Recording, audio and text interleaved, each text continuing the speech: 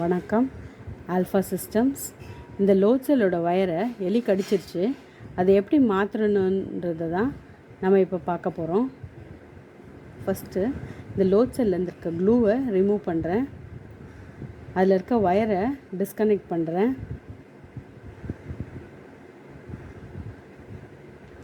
Disconnect ஆகிடுச்சு. இப்போ வெளியில் எடுக்கிறேன் வயரை. எடுத்துட்டேன்.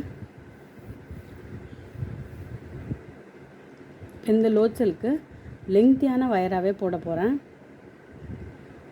அதை மெஷர் பண்ணி எடுத்துக்கிறேன்.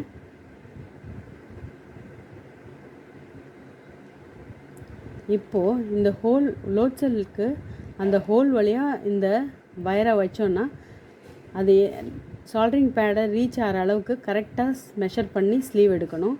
கூட குறைய இல்லாமல் எக்ஸாக்டாக ஓரளவுக்கு எக்ஸாக்டாக இருக்க மாதிரி எடுக்கணும். நான் மெஷர் பண்ணிட்டேன்.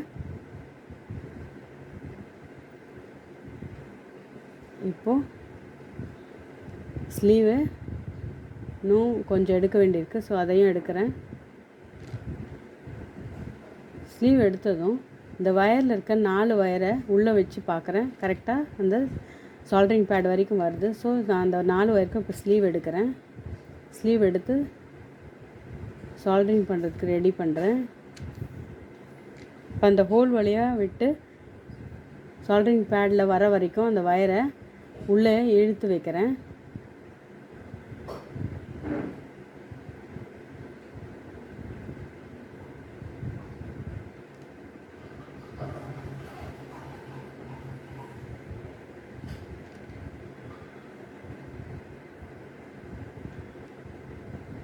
சால்ட்ரிங் பேஸ்ட்டு இதில் கொஞ்சமாக தான் வைக்கணும்.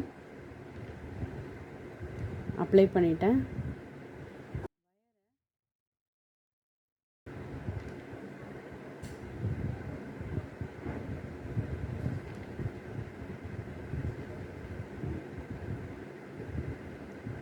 ஃபஸ்ட்டு ரெட் ஒயரை சால்ட்ரிங் பண்ணுறேன்.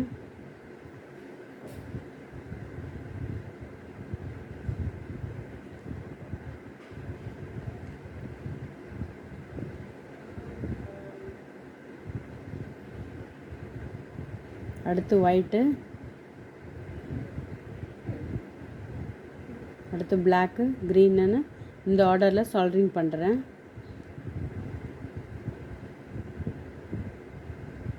ரெட்டு, ஒயிட்டு, பிளாக்கு, க்ரீன் பண்ணியாச்சு.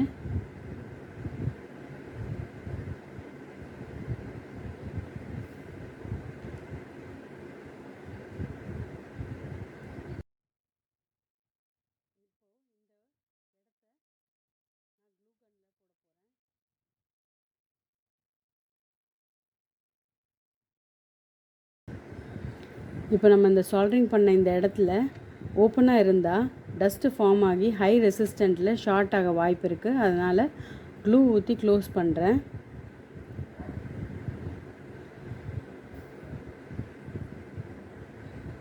இது ஃபியூ மினிட்ஸில் காஞ்சிடும். இப்போது புது ஒயர் இந்த லோட் செல்லுக்கு போட்டாச்சு. தேங்க்யூ.